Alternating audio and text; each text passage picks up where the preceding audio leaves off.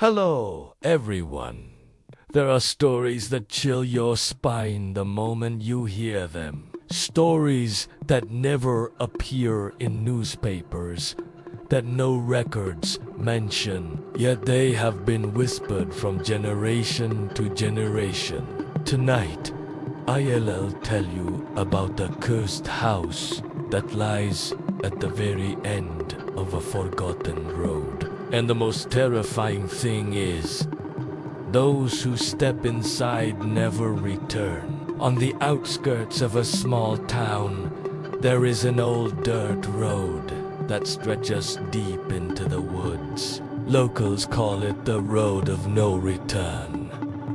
By day, it looks like nothing more than a quiet, overgrown path, flanked by ancient trees whose branches seem to reach out like skeletal fingers. But once night falls, everything changes. The gentle sounds of nature disappear, replaced by an eerie silence that feels heavy and watchful.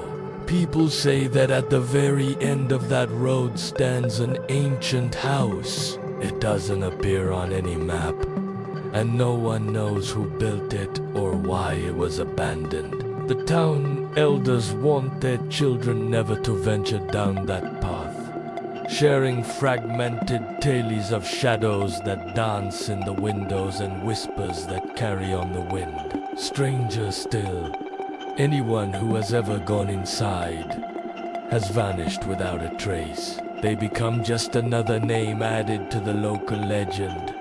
Another ghost story told around a flickering campfire. One moonless night, a group of 4 young thrill-seekers decided to uncover the truth behind the legend. They were urban explorers, fascinated by paranormal stories and determined to debunk the myths surrounding the house. Their names were Leo, the brave leader; Maya, the tech expert; Chloe, the skeptic; and Ben, the group's cameraman. They packed their gear with a mix of excitement and nervous energy. High-definition cameras, sensitive audio recorders, powerful flashlights, and a drone for an aerial view. Their goal was to record everything for their popular online channel, proving once and for all what really happened at the end of the road. At first, the journey seemed ordinary. The dirt road was uneven under their feet, and the familiar chirping of crickets filled the air. But the deeper they went, the heavier the atmosphere became. An unnatural cold began to seep into their bones, a chill that had nothing to do with the night air. The sound of crickets and night birds slowly faded away, replaced by an unsettling, profound silence. It felt as if they had stepped into a different world, one where sound itself was afraid to exist. Ben, filming their every step, whispered, "Is it just me, or does it feel like we're being watched?" Chloe scoffed, "It's just your imagination." Ben, "It's an old road, that's all." But even she couldn't hide the shiver that ran down her spine. Finally, after what felt like an eternity, they saw it at the very end of the path. A rotting 2-story wooden house stood silhouetted against the dark sky, overgrown with thick, clinging moss and ivy. The windows were dark and broken, staring back at them like the hollow, vacant eyes of a skull. The paint was peeling, and the porch sagged as if burdened by the weight of unspoken horrors. As they stood there, frozen in a mix of awe and dread, a low groan echoed through the silence. The heavy front door creaked open slowly, as if beckoning them, inviting them inside. A wave of hesitation gripped the group. All their bravado seemed to evaporate in the face of the ominous invitation. "Maybe this is a bad idea," Maya said, her voice barely a whisper. But curiosity, that powerful and often fatal human trait, won out. "We came all this way," Leo insisted, his voice firm despite the fear in his eyes. "We're not turning back now." They stepped inside, one by one.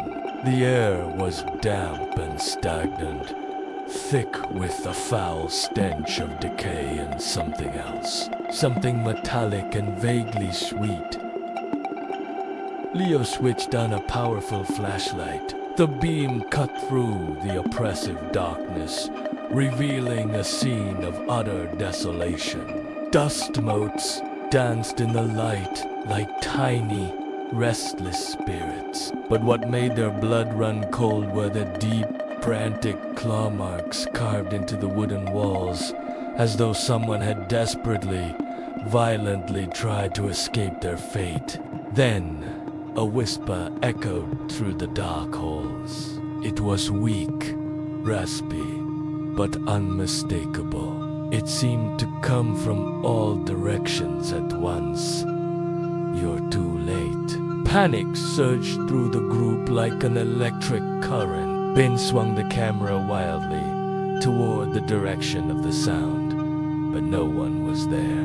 The empty hallway stretched before them, swallowed by shadows. For a split second, the camera's lens caught a fleeting shadow darting across the high ceiling. Too fast to be human. The hell was that? "Something's watching us," Leo screamed, his voice cracking with fear. Suddenly, the flashlight in his hand began to flicker erratically, plunging them into momentary darkness before sputtering back to life. With a deafening crash, the heavy back door slammed shut, its echo reverberating through the entire house. Then, a loud, rhythmic banging started, shaking the very walls around them. It grew faster and faster, a frantic, desperate pounding, like something trapped deep within the house was trying to break free and join them. Chloe, the skeptic, pointed a trembling finger toward a cracked, ornate mirror on the wall. As they watched in horror, a new crack splintered across its surface. Reflected in the decaying silver wasn't their own terrified faces. Instead, they saw twisted, distorted versions of themselves.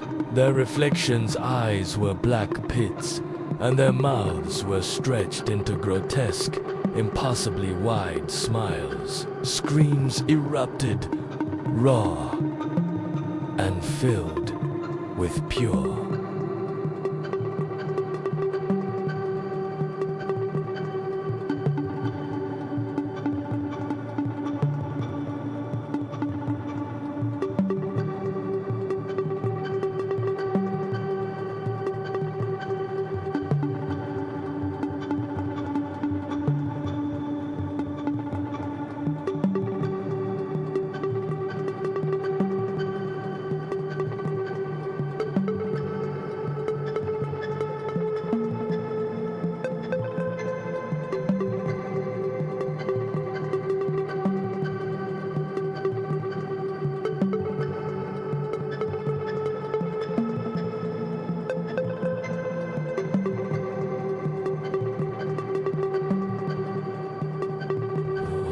The camera crashed to the floor, its light spinning wildly across the room. The last recorded images were nothing but frantic footsteps, heavy, panicked breathing, and the sickening sound of something being dragged across the floor.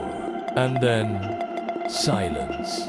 The next morning, A local farmer walking his dog found a shattered camera lying in the middle of the dirt road, just at the entrance to the woods. He brought it to the police. Inside, the memory card was corrupted. All they could recover was static-filled footage. Terrified, unintelligible shouts, and the final, chilling sound of the house's front door slamming shut with absolute finality. The four young explorers were never seen again. Their families and the local police searched for weeks, combing every inch of the woods. But the house itself was gone. It had vanished as though it had never existed at all, leaving only an empty clearing at the end of the road. To this day, the locals say that on moonless nights, if you stand at the beginning of that old, forgotten road, you can still hear things. Sometimes it's the faint echo of footsteps running in the distance. Sometimes a faint, desperate whisper calls out on the wind, "Don't come in. It's too late." But what frightens the townspeople most is the sight that some claim to have witnessed. They speak of four shadowy figures standing silently behind the non-existent windows of that ghost house. Their forms barely visible in the darkness, waiting and calling out to the next curious soul who dares to wander down their path. And you ever stumble upon that road? Would you dare to walk to the end? Come back for the next story if you want to know the truth that lies inside that cursed house.